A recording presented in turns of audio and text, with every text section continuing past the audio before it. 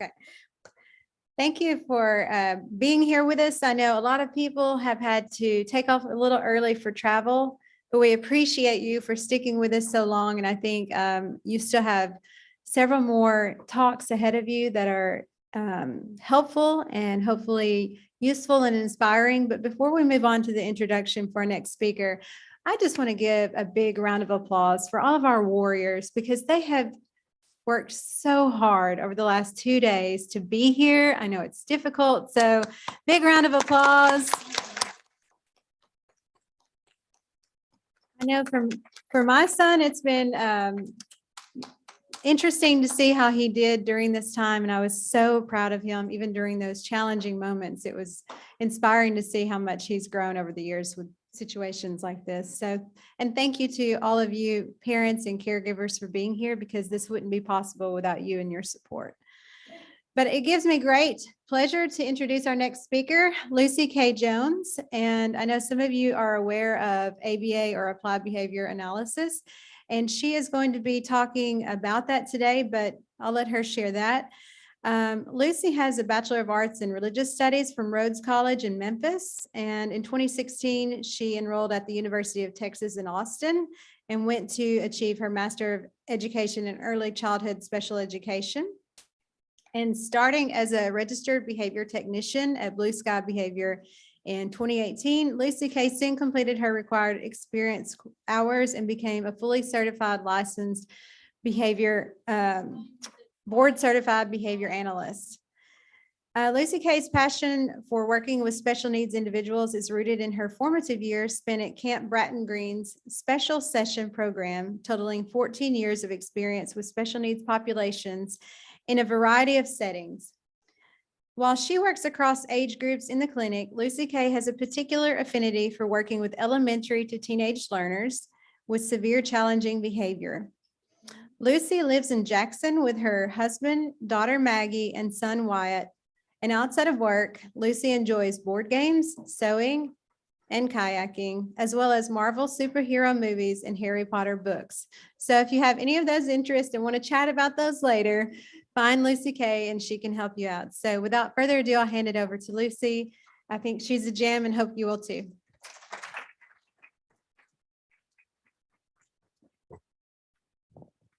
We're going to see if the lavalier's on and this one's off. Okay, good. I don't want to give you any feedback. I asked them to give me a lavalier, otherwise I'll look like a tiger trapped in a cage. I'll just waddle back and forth. So, so I'm going to pace a little bit.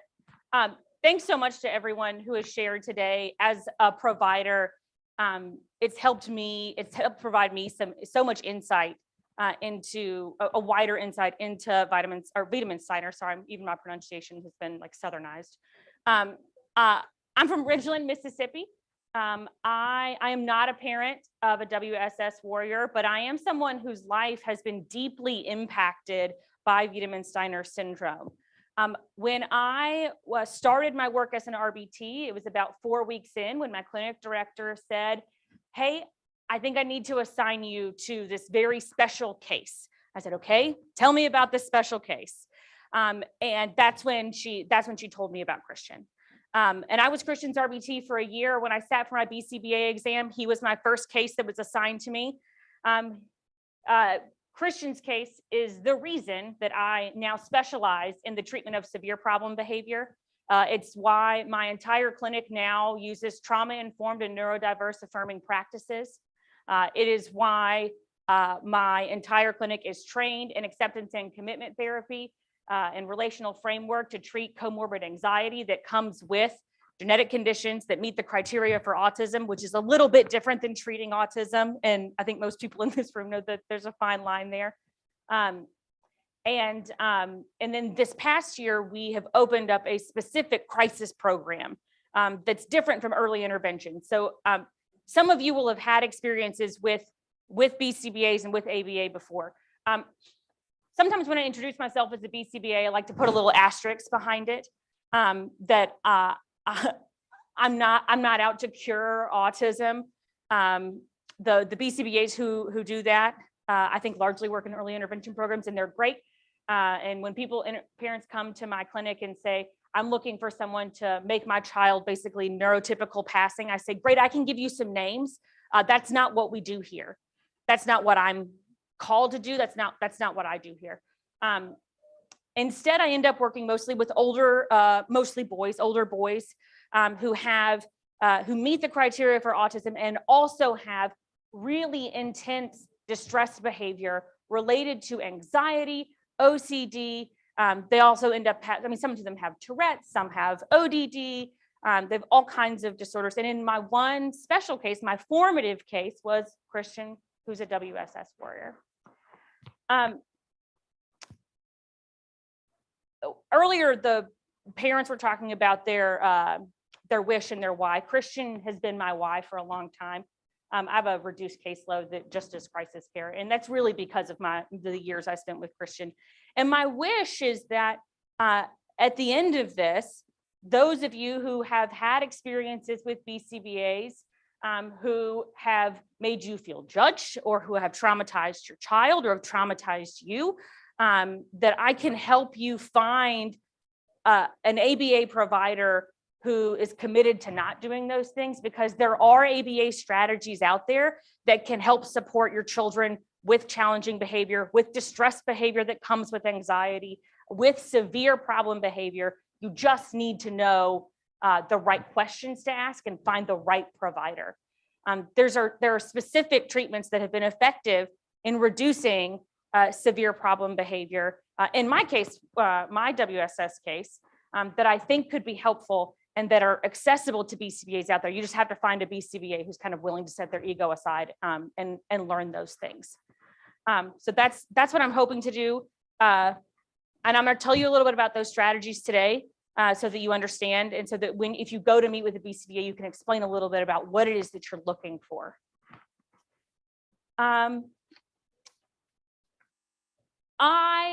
How many people in here have had some kind of like behavior analysis done with your child? Okay, and how many of you have been able to like nail down, someone has said like, we need to nail down the function of this behavior. There needs to be one function of this behavior for us to be able to understand it. We need to know what the behavior is doing. Yeah, okay. And were y'all able to do that? Were you able to nail down just one function of a behavior so that the behavior went away? No. Okay, good. Yeah. So me neither, right? When I was working on Christian's case, I inherited it from, I was very lucky to be trained by a BCBAD, Dr. Nalima Duncan, who is very neurodiverse affirming, and allowed me to take a lead on this case very early in my career.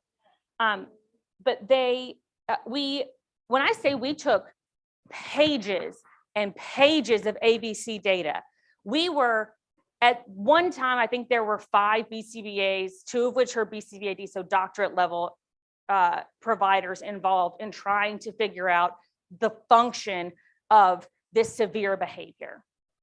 We have video recordings of the session, and we would play it back. I mean, like, think like Sports Center level, like analysis of what is going on in this moment to hunt for an antecedent or a trigger to the behavior that happened in that session.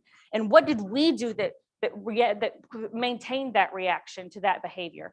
And after like 2 years, we still didn't have an answer. But I also have a rare disease. It's an invisible illness. I've been the person in the doctor's office where they say, we don't really know what's wrong with you, or maybe it's all in your head, or are you sure you're drinking enough water? Well, maybe you're drinking too much water. And so I refuse to let that be the end of the story. I was like, no, I absolutely am going to find an answer. So the way that traditional ABA providers, the way that we're taught in school to find a function of a behavior, right, is to look and observe the antecedent, or the thing that happens right before the behavior, and then the consequence, what happens right after the behavior. And that's part of a functional behavior assessment. You have kids with WSS, and you're in school, you've probably come across this. That's the process, is you watch the behavior.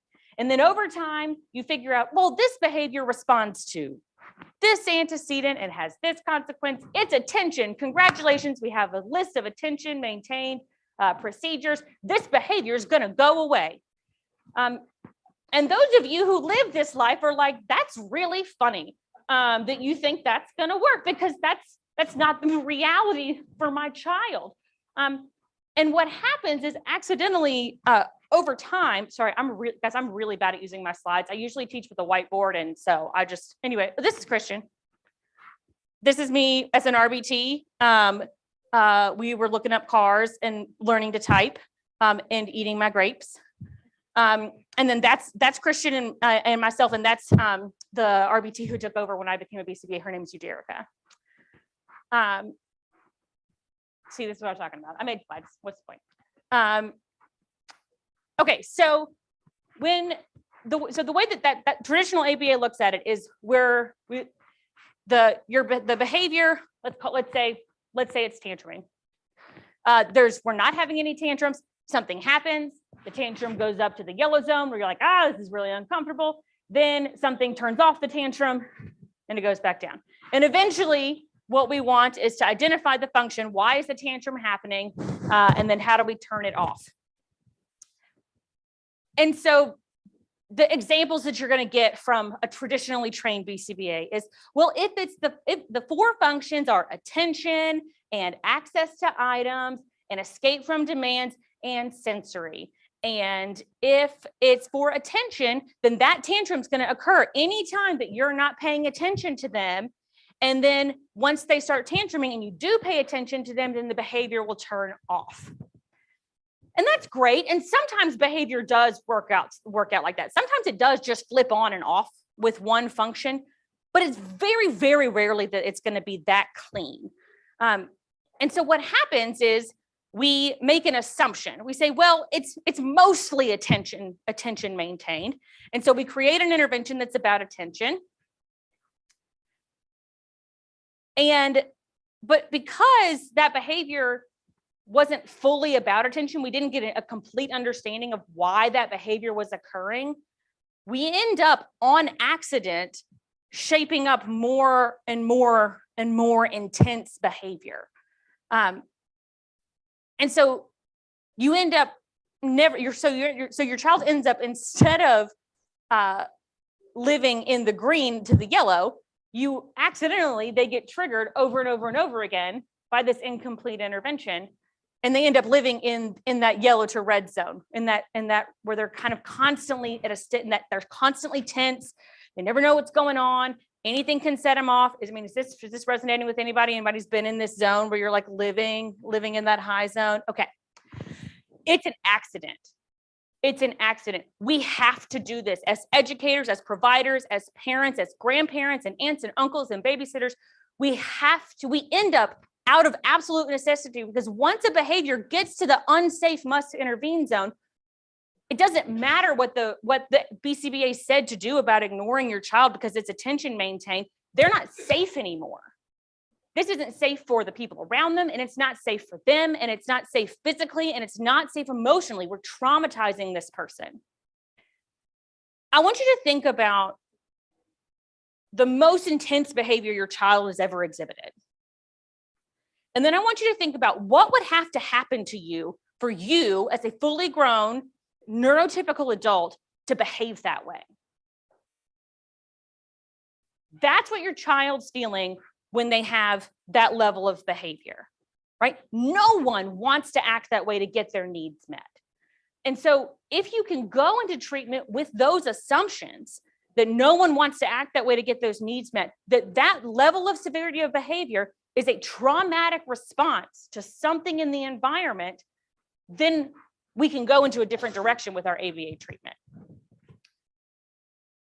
So I knew with Christian at this point that we didn't have just one single function operating. And I knew that through process of elimination, because when I say that we started at the top of the list and just went to the bottom, I've got multiple PhDs on this. We ran out of ideas. We ran out of options. So we looked further and we found Dr. Greg Hanley's treatment. It's called practical functional assessment. And I love that Dr. Hanley named it practical functional assessment, because it's just like a little dig at the traditional ABA providers that it's practical. Because the implication there is that the traditional FA is impractical. And I love that he took that dig at them, because it is impractical. What a traditional functional analysis does is say, well, we're going to take the behavior, let's say that the challenging behavior is hitting. We're going to basically put this child in a room. We're going to take away all their toys. It's a room they don't know, with no attention and we're going to see if the hitting happens. And if it happens then it's sensory. And if it happens when we remove our attention and then we look back, then it's attention. And you isolate these circumstances in a way that absolutely do not exist in real life. The example Dr. Hanley gives in his training is about calling off of work. If calling out of work or if canceling plans, if all you got out of that experience was that you didn't have to go out of your house to do the thing, it wouldn't be very rewarding. It's not going to be very motivating because you don't just cancel plans and then sit, right? You're going to cancel those plans. You're going to access some sensory reinforcement because you're going to change out of your Spanx and heels. You're going to put on your comfy home clothes. And then you're going to say like, oh, this is going to be fantastic. I'm going to binge House of the Dragon. I'm going to eat bagel bites. I'm going to have wine. I'm going to have all my stuff. Maybe I get attention from my spouse. Maybe my spouse's plans also canceled and I get to hang out with them and this is fantastic. So what was motivating your ability to, the reason you canceled plans was all of those conditions at once, not just the removal of canceling plans. And the same thing is true of your children who have different escape behaviors, right? It's not just that you said, hey, I need you to come to the table and get homework done.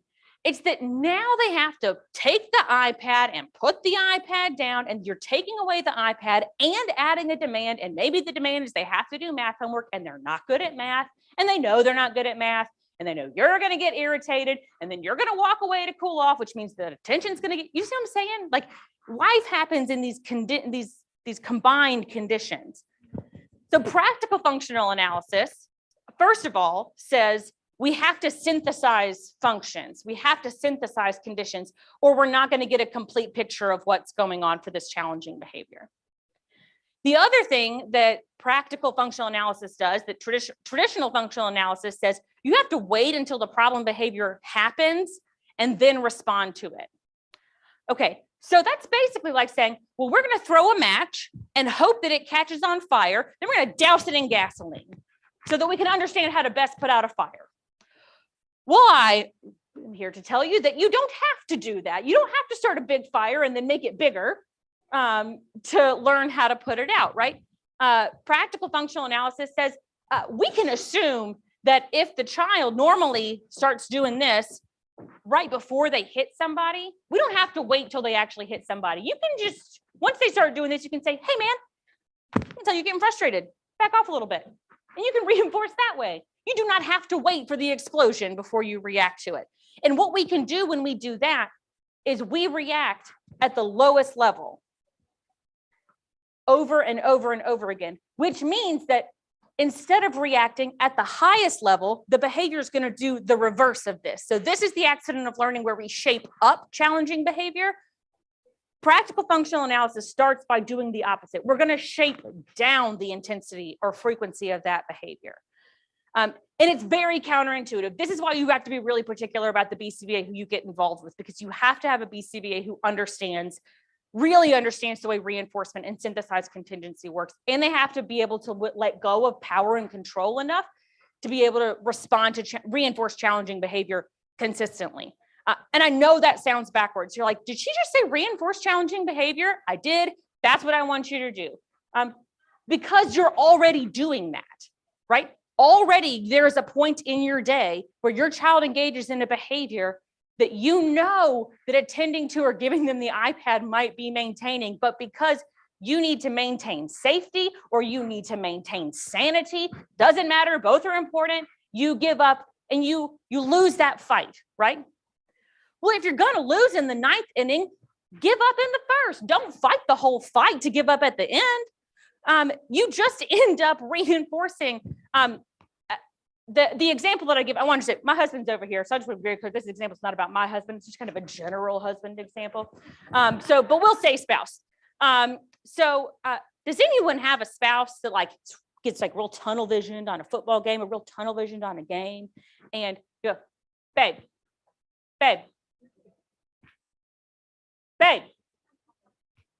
Abram, and he goes, what?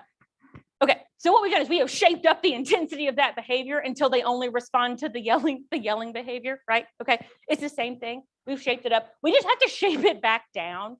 And we do that by using this same process. So what this looks like when you have a kid is that, so you're going to get them, you're doing the analysis, you put the condition in that you know that they're like, oh, I hate it when she does this. So I'm thinking about, I've got a kid right now. His challenging behavior, he's a really big kid. He knows that he's big. And so when you say, all right, man, it's time to get up and go and get some schoolwork done at the table, he just goes, bloop. And this like 5'10", like 200-pound linebacker, 9-year-old just bloop, falls to the ground. And there's no moving him. There is no persisting with that demand. You're not going to hand over hand prompt him to do what you need him to do. He's bigger than us and he knows it. So instead, when we say, okay, man, it's time to get up and do some table, and he goes, oh, we say, oh, never mind. It's okay. You don't have to. And the first time you do it, they're going to go, what? This woman's lost her mind. I'm supposed to fall out on the floor. Sometimes they still fall on the floor because they're just confused by what you just did. And then you're like, cool. And you start giving them toys back and playing with them. And they're like, this is so alarming. And kids, especially kids that are, because they're so, usually kids like this, they're so smart. They'll say, why didn't you yell? Why didn't you stop me? I just pulled your hair. And now you're letting me have toys. What's that about? I'm like, oh no, man, it's okay. You got upset. So you meet them with empathy and you meet them where they are and you shape down that behavior until it's safe to intervene. And then once you're back down in the where it's safe to intervene, you continue to build that trust, you continue to meet with empathy, and then you replace it with the magic wand that is called an omnibus man. So omni, like omnipotent or omniscient, omni meaning all. And so it's an all-encompassing, and manned is the AB word for like demand. It means to say something. You'll hear this program called the My Way protocol. That's what Greg Hanley wants to use because My Way is a really peculiar way of asking for something. You don't want to use all done or break because usually a BCBA has already screwed those up with an incomplete learning history. And so we do My Way. So the way that works is you say, okay, bud, it's time to go to the table and get some work done, and say My Way. And then you have them say My Way, and then immediately give them back all their great stuff. This is the point where I usually lose grown-ups because they're like, ma'am, I do not need my child to have their way any more than they already do. If I had problems with my child getting their way, I would not be talking to you. I hear you. You're right. You're right. You're absolutely right. There's a step that comes after this. Okay. There's a step that comes after.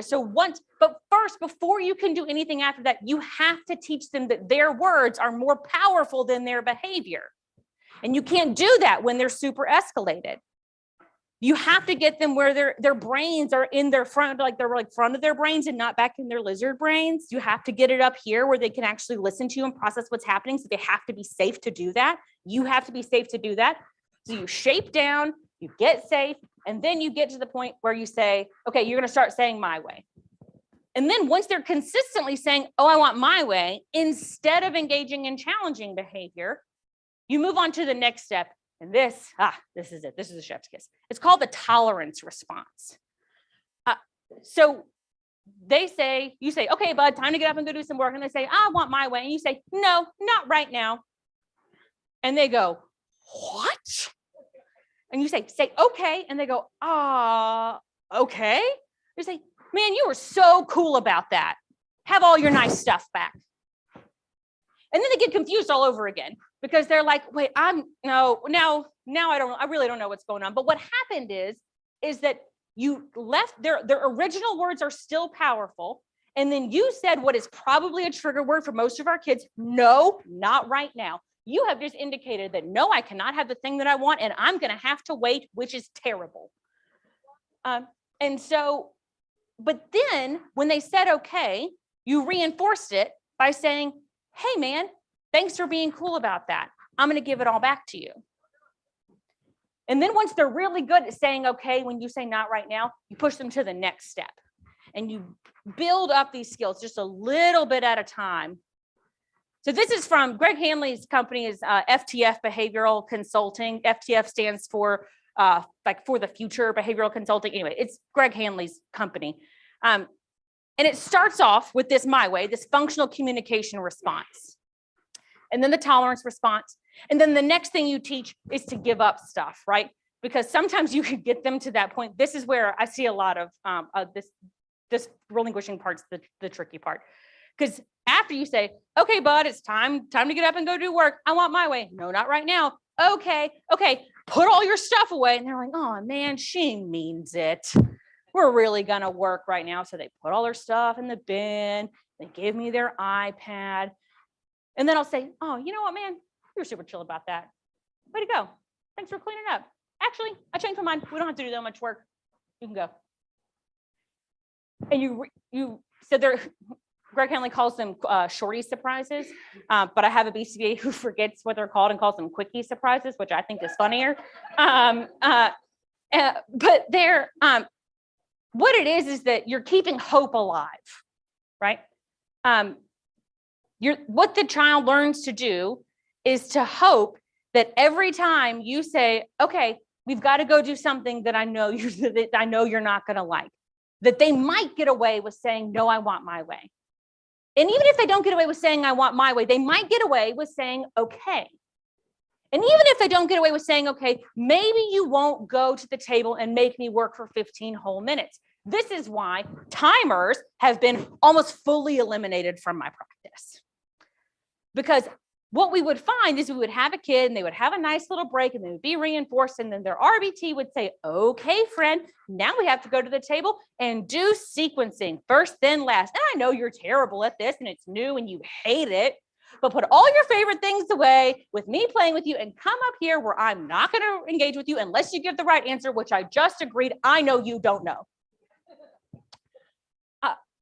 And you're going to work here for 15 minutes on this one thing. And this kid was like, you know what? I could probably just tantrum my way out of this, right? I can probably throw a long enough fit. This session's only 2 hours and I know this lady's going home at 5. And so they just wait us out, right? So they end up winning. And so you have to vary those expectations. Otherwise, my way loses power. Okay loses power. Cooperating with your instructions loses power. And then you're back at problem behavior. So the more that you can reinforce those low levels of cooperation, that means that the one time of day that you're like, no, I really, really need you to pull through with me, they trust you. And they know that you mean you really, really need them to. Now, this requires a lot of planning, right? And there are some non-negotiable things, right? Like one time I remember this, Christian asked me if I could make it stop raining. And I was like, no, I cannot. I cannot do that. If I would, I could, but I cannot do that. We didn't get very far that day because I'm about to tell you about the last part about practical functional analysis. And this is what makes it the thing that will work for WSS kids. Because WSS clients have that comorbid anxiety. And I'm going to tell you what, most BCBAs don't know what to do with anxiety because the triggers for anxiety, you can't see them. And we're taught that you need to be able to see the antecedent. You need to know the trigger before you can intervene on the behavior. And anxiety doesn't really work like that. And if you want to know why anxiety doesn't work like that, I'm doing one of the little community discussions after this, and you can come and I'll explain to you like how the brain like builds relationships like that and where that anxiety comes from. But you can't see the trigger. And if you get stuck on what was the trigger, you're going to end up like 2019 me looking back and watching the videos and coming up with no good observable answers. But practical functional analysis and skills-based treatment, so that's the analysis and the treatment portion, they have a rule that you do not start any of that practice unless the child is happy, relaxed, and engaged. So the first thing we do when we get into the session is we say, what do you want to do? What do you want? And they get to say, okay, I want to lay on the floor and and guys, this gets ridiculous, right? I mean, one kid likes to lay on the ground with his shoes off, but socks on, with the lights off, but the window open. And he likes to just he likes to just dump his whole bag of toys that he's brought from his house around him. And he'll like, no, like angels in it. And he really doesn't want you to talk to him.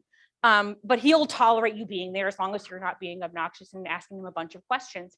And so we let them get happy, relaxed, and engaged before you give them an instruction.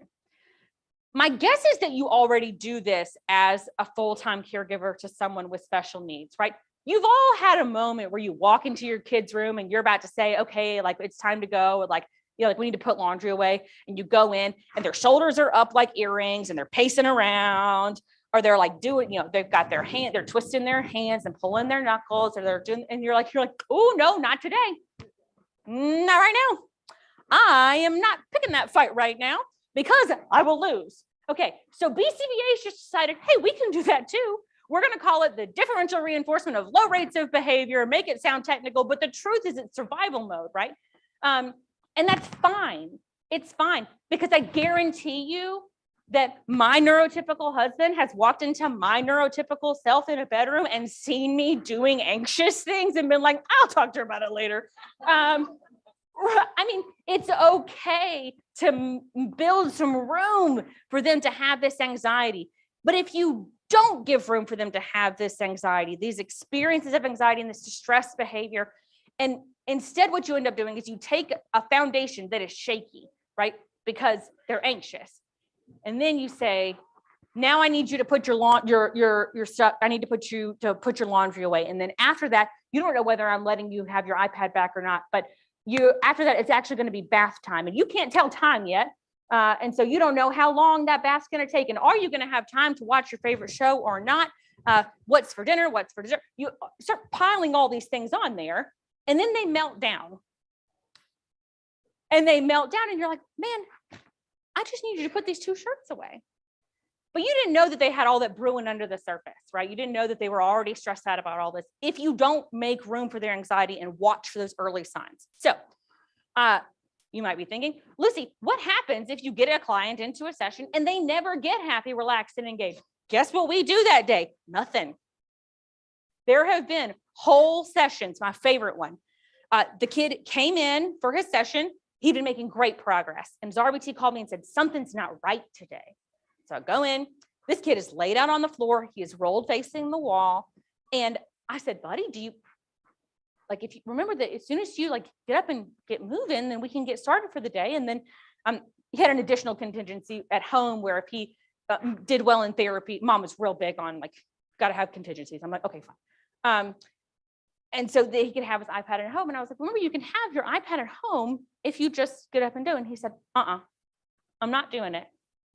And we tried everything. We tried switching the RBT out. I went in there. We took games in there. I took treats in there. I went into another kid's like box and got their better gluten-free treats out.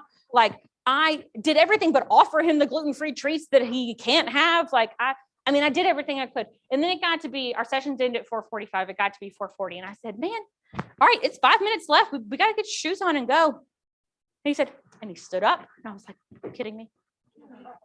He stands up, puts his Crocs on, and says, I told my mom I didn't want to be here today. It's the last day of Christmas break, and I didn't think I was going to have to come to therapy. And I said I didn't want to come. And so I decided I wasn't doing it. I'll try harder on Thursday, Miss Lucy. And he did. He came in on Thursday, and we went right back to it. And so I told his mom, I'm like, don't do that again. If he, without any challenging behavior, he has not pulled his pants down, yelled at you, hit a sibling, if he tells you, hey, I really wasn't expecting to go to therapy today because I thought I was on break. Can I just be on break? The answer is yes. That was a very reasonable request for him, and he made it with no challenging behavior. But now you broke down our trust a little bit by making us have to deal with this. So sometimes they just aren't happy, relaxed, and engaged. You learn how to get them there, but you have to accept that there's going to be times that they're just not. And that's easier for you guys who are parents. Finding a BCBA who's willing to allow that to just be that way, it's a little more difficult. We'll talk about some like some questions that you ask if you want to get ABA services for your kids. There's a couple of things you need to ask for. The first thing is that you need to ask about trauma-informed practices. If they can't give you a good answer to how their particular ABA practice is trauma-informed, run. The horror stories you read online about ABA that traumatizes your children, they are true, they are real, they are the bane of my existence. And at the risk of being an apologist, we're not all like that. We've learned, so there are people that have learned, but those experiences are very real. The BCBAs who have cookie cutter protocols that will not apply or work for your children, they are out there, they will take your money, they will spend your time, they will tell you your child, I can make your child neurotypical with 40 hours of therapy a week. Run. No, don't, not that. You want to ask about their trauma-informed practice. You want to ask how they make their hours dosing decisions. And if they don't have a good answer to that, run. And you want to ask, do you have someone who is experienced in treating severe behavior? Do you have someone who's experienced in treating in more intense, challenging behavior? Because a lot of ABA agencies are geared just towards early childhood. And the first time that your child has a for real anxiety attack and they have really big, dangerous behavior, that program is going to say, well, we don't know what to do with this. And that's sad, because as behavior therapists, we should know. There's a huge movement in the ABA community to get people trained in this, in this program, and to shift the narrative. But those are the things that you really need to be working on, or to be looking for. Are they trauma informed? Do they have a specific dosing requirement? Do they have what kind of specific training do they have in terms of de-escalation? And then the last thing is, are they neurodiverse affirming? Now, most BCBAs have learned to pass as neurodiverse affirming. You don't need someone, as a WSS family, you don't need someone who just is neurodiverse affirming for autism, because we've learned to pass as pro-autism, or that we're not trying to cure your child of autism. Some people still say that, which blows my mind. But you need someone who is affirming of the neurodiversity that's anxiety, that presents itself as different. All behavior can kind of be put into two categories of operant behavior and respondent behavior. And operant behavior is behavior that you learn through history and over time. And respondent behavior is things like when something jumps out at you and you jump back, that's a response. Anxiety is respondent, it's not operant. And any BCBA who tries to, I'm thinking about, the video was, that was my example. If you try to apply an operation to anxiety, you do the graph that we saw earlier, where you just shape up challenging behavior. That's where you end up. And that's usually where I meet parents, right? That's usually where I meet parents, is where they have, through complete accident, everybody meant the best. Everybody thought what they were doing was best for the child. And they have pieced together, it's attention, it's escape, it's access to the iPad, it's sensory. And really what it all was a trauma response related, because anxiety's made this whole, there's an anxiety stimulus network now that your child's reacting to. So results, I've had 11 SBT clients. I have 2 who are still in active crisis, but 9 of them, my friend who laid on the floor and told me that he didn't want to go, he's discharging in a few months after a 6-month period of 0 challenging behavior at school or at home. Christian is doing well. The difference between my ASD only or ASD plus anxiety cases and my Wiedemann Steiner case is that we had to accept that baseline was going to look different for us. But he had a whole semester of 0 challenging behavior at school. And then he verbalized, I think I'm ready to be done with therapy. And we were like, cool, man, let's be done with therapy. And the best part about that is that when I got here, there are kids who run from their BCBAs, because the BCBA means that things are about to get harder, or things they're just going to suck more. When I got here, Christian ran down the hall and laid his head on my shoulder and laid there for like a whole minute. He trusts me. He asked me earlier, are we going to go swimming later? Do you promise we'll go swimming? I said, have I ever lied to you? He said, no. And then he was fine. We were done ruminating on it because he knew he could trust me. He knew that I meant what I said, and that when I said no, I meant no, but I would say yes as much as possible. And so you can build up that trust. And you can find a BCBA who will build that trust with your child so that they can navigate things that are going to be difficult, like puberty, like severe challenging behavior, like big dangerous meltdowns that are a very likely part of your future. And so I encourage you to find that BCBA who is willing to set their ego aside, who's willing to learn. This course, this SBT course, I mean, it's a little expensive, but it's 10 hours of CEUs, and you can get it online. If you're working with the BCBA right now and you're like, I mean, I like them, but they don't have this stuff, that's fine. Just get them online. Get them to take this course, and then they can implement. In fact, they can implement, and then they can call me and I'll walk them through it. They'll be my third or fourth BCBA that has called me. I'm getting a bit of a reputation in Mississippi now as the person who knows how to do this. I'll give you my card. They can call me. There's a network of providers that could walk them through how to implement this procedure in a way that can make a difference if you're dealing with severe challenging behavior. And then what's my time, Crystal? I have no idea how long I've talked. Okay, let's do questions about this. And then I have a couple of other slides that are about the anxiety and how like anxiety brain works that I think you guys will find really interesting. And so if you want to talk more about anxiety, come to the next one. But any questions about, yes. Yeah. I mean, my oldest clients right now is 15. I've got one that's on the waiting list who's 17. I mean, this could work. There's no age limit on it. My youngest, the youngest one we've used SBT with is 2 years, 4 months. It makes a little less sense with itty bitties because like tantrums, it's rare that their tantrums are dangerous enough to warrant this type of intervention. You can usually redirect in other ways. But we have one that meets the criteria. It's just real intense head banging. And we'll look for sharp corners and stuff specifically. And so that's intense enough to warrant crisis intervention. Yeah. I call my daughter pre-verbal, but yeah. Talk a lot, and even cognitively. Doesn't matter.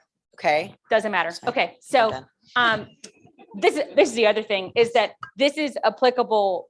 This is a procedure that is applicable to, they have completely nonverbal, like actually non-speaking, non-communicative, does not have functional communication at all. And they can teach and they can use this. Dr. Hanley in his video talks about an example of a kid who was 3, who had no verbal skills. And they couldn't even shape up a gesture. So you saw me do this earlier. We pair the FCR with a gesture. I can't prompt a verbal response. I can repeat it to you, but I can't make you do it. I can't really prompt it. So we always pair it with a verbal response. I use this one and this for okay. I have other people use different things. I had another kid who we got him a big green bracelet and a big yellow bracelet. He started off by, we would be playing and I would say, all right, bud, we're all done. We have to go on a walk. And he would go, and he would just hold his My Way bracelet up. And then eventually we said, no, not right now. And he would go, and he would throw up his okay bracelet. He's using LAMP now. He's communicating in 2- and 3-word sentences. That was February. Because we were finally able to get him to trust that we weren't gonna traumatize him at the table or force him to talk. And so we now got him using a combination of LAMP and sign because we were able to get all the way up to the top where we're learning language. But you can use whatever you want. You can use those talkie buttons. You can use a gesture. Greg Hanley's example, all this kid did was bang his hand like this. That's really all he had. So their My Way became, that was his My Way. And it took him a long time to shape from just like hitting the table to My Way.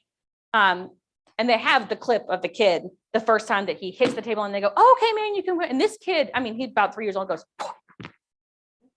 like, that's not what's supposed to happen. But yeah, so no verbal requirements. How do I know? So my daughter was just diagnosed autistic with autistic tendencies was in the report and then now autistic. Yeah. And we needed that in New York State. Sadly, like you couldn't get the ABA without. Mississippi too. She has like aggressive behavior and Uh-huh. self-injurious. Is there a certain profile, and she's 3, is there a certain profile that's needed to say like, this will work, this is good for her, or maybe she's not a good candidate? If she has autism and Wiedemann Steiner, she's a good candidate. Okay. Yep. Yep. Hi, I have an 11-year-old daughter who, I'm right here, Yeah. who's, pretty aggressive. And so we've had her in a NBU, like a neurobehavioral outpatient center Yeah. at Kennedy Krieger. And so when you first started describing some things like with the functional analysis, Uh-huh. I could relate to that. And I was like, okay, where's she going with this? Yeah. But then your latter part seemed very similar to the behavioral plan that he came up with, which Mhm. she uses, like, we use a card that Yep. one side is adult's way, Yep. and one side's her way. Yep. And it flips pretty quick to Yep. give that reinforcement. But the only thing, and I'm very curious about, because he was very like analytical, very scientific. I would just cry and he didn't know what to do with me. But I love There's a lot of those. I love your compassion I hear in your voice. And so my question is, when it is adult's way, like if I say, Annabeth, we're coming to sit down now. Mhm. Like if her way just ended and now it's adult's way, I'm holding the red card. Mhm. Regardless of what happens, she has to sit down. So if that means, so I do the 3-step prompt, like Mhm. over here, like Mhm. this, and then I do the hand over hand. I physically Yep. force her. I Yeah. mean, it gets Mhm. very. Yeah. And then, so I would say, like, to be fair, it has gotten easier to Sure. get her to get to that point. But you want to talk about trauma. Yeah, but how I many mean- times did you get hit doing that? Wait, say that last. How many times did you get hit doing that? How many times did you yourself? Absolutely. So yeah, so adults That's not okay. way. So it's different than what you're doing. So I'm very interested in what you're Yeah. saying, because it seems very traumatic It is. for her And you. to be forced. So he told me I should never ask her to do anything unless I'm with less than 3 feet away, so I can immediately follow up within 5 seconds. Mhm. So if it's, come here, go there, do whatever it is I'm asking her to do. Yep. It has to be followed up with Mhm. 1, 2, 3 step prompt. And so I guess I don't know what my question is. My question is, what do you mean by trauma? Yeah. Like what would you do? Like, so you don't require a child to follow through? I haven't used Oh a my hand over hand gosh. prompt with a child in more than 18 months. Okay, but so like if I hear it's you. adult's way and it's not their Yep. way And they don't want to do it, Yeah, so we're flipping let from 'em- we're flipping from kids' way to adults' way. I'm gonna slowly shape it up, right? So where I'm gonna teach them a tolerance response. Yeah. No, expectations high. We're just gonna break it down so that so that you don't have to run the whole thing. One of the examples I saw, have you ever seen the couch to 5K thing where you like scale yourself up? You don't say, okay, I'm yes, sitting on the yes, couch yes. and now I run the 5K. You say, okay, on day 1, I'm going to walk 15 minutes and then run 2. Yay, good job. And then the next day you walk 17 minutes and you run 3. Yay, you're going to do that. You're going to make it so it's adult's way. And then she's going to give the tolerance response, which takes the place of the initial like, I hate adults way. She's going to say, okay, mom. And then you're going to say, actually, you know what? You were so cool about me switching it to adults way. as soon as she starts moving towards that, Yep. you reward. Yep. Okay, that's Yep. interesting. And so, and then we can get, it's called micro shaping. And so you can get as small as you need to. I have a kid who doesn't like it when, like, if there's a toy, there's a big array of toys. And if there's a toy and you say, oh no, that toy's off limits right now.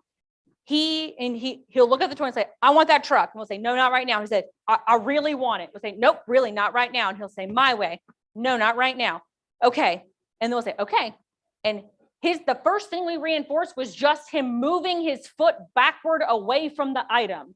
And then we would say, never mind, that's cool. You're being so great about it. You can have it. And then he would take the truck, and then he would have the truck for a little while. And then we'd say, all right, now, and then he would get tired of the truck and then he'd go to a new thing. And then after we got good at that, he had to take a step and turn his body and then take 3 steps away. And eventually now, he's been doing this for about a year and a half now, he'll say, hey, I want to go to the playroom where the Halloween stuff is. The big reinforcement. We say, no, not right now. He says, oh, my way, please. And we say, no, not right now. And he says, that's okay, Miss Lucy. And then we go to our room. We do a bunch of work on our coping strategies for diffusing anxiety and negative thoughts and staying in the present moment and not ruminating on the past or the future. And then after we do all that, we go back and have the Halloween party.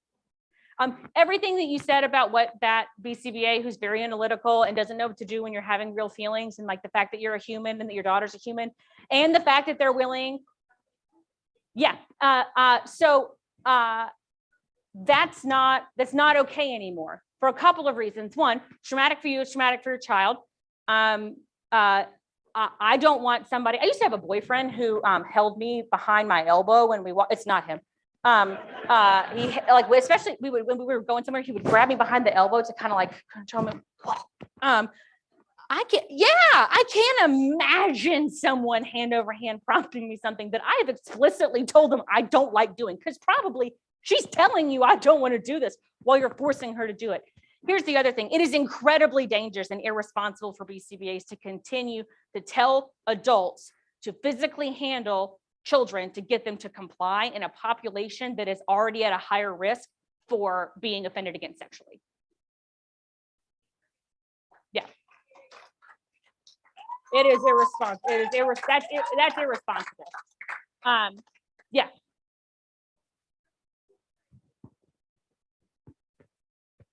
Yeah. Hours to, how many nights of dinner does she have to slowly do that? It doesn't seem to be her way it's not the first try. It's not the set, Yeah. Is that wrong? Is that the right? It depends. And I know that's, I hate that answer. It depends not just on the child, but on how motivating, the heat of the moment. Are you saying no to something that's super reinforcing?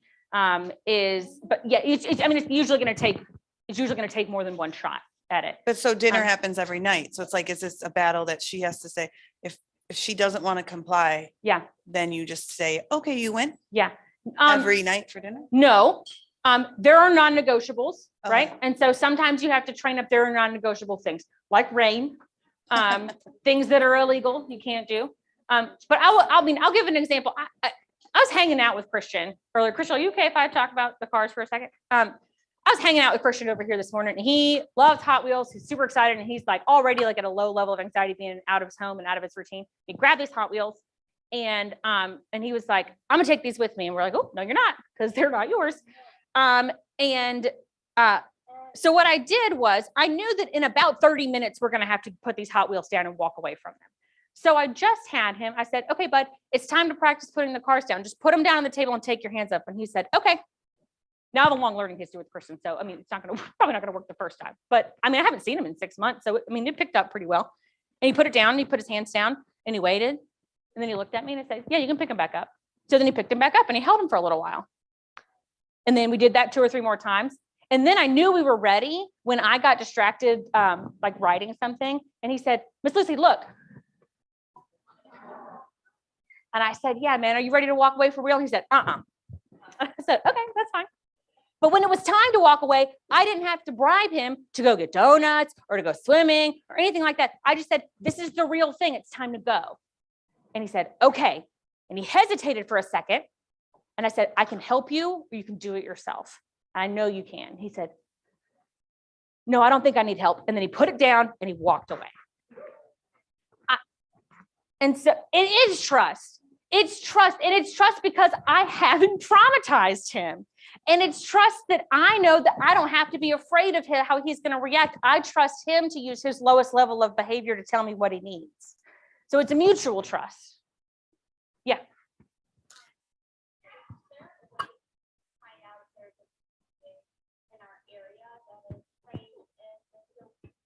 In skills-based treatment. I don't know if there's a registry. I think they're working on one. The FTF website, if anyone has it, it's going to be the FTF website that has the registry. And if not, you just need to say, I'm looking for a BCBA who has taken the PFA SVT course from FTF. Do you have somebody? And if not, do you have someone who's willing to take that course because that's the treatment that I want? Yeah. I know I'm out of time. Just. Okay, no. I'm sorry to Yeah. stop us here.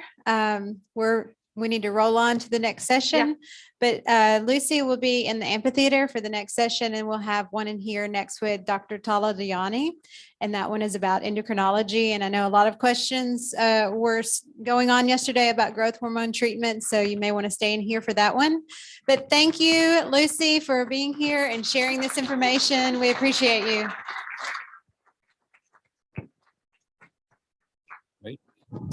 And the next session starts at 3:15, so 10 minutes.